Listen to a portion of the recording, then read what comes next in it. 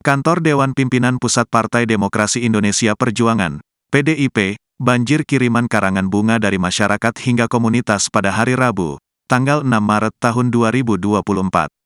Karangan bunga tersebut terlihat memenuhi area pintu masuk kantor Dewan Pimpinan Pusat PDIP, Kecamatan Menteng, Jakarta Pusat.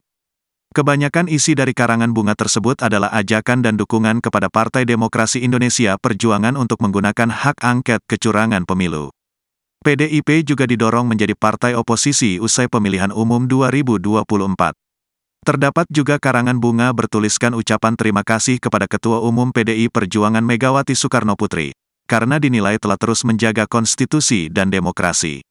Pihak yang mengirimkan karangan bunga tersebut diantaranya alumni ITB Revolusioner, Komunitas Utan Kayu, dan Gerakan untuk Nusantara. Berikut beberapa isi pesan yang tertulis dalam karangan bunga di sekitar kantor DPP PDI Perjuangan. Ayo Bu Mega, lawan penjahat bansos dan demokrasi, tulis Ronin Demokrasi. PDIP Bismillah Oposisi, tulis Judi dan Ilian. Terima kasih Bu Mega untuk terus menjaga konstitusi meski dikhianati, tulis Nong Darol Mahmada. Mendukung PDIP untuk terus menjaga demokrasi dan memantau pelaksanaan HAM masa lampau dan masa kini, tulis Ratna Saptari. Terima kasih Bu Mega, tegak lurus dengan konstitusi, tulis Komunitas Utan Kayu. Diketahui, dalam rapat paripurna, Ketua DPR Puan Maharani tidak hadir.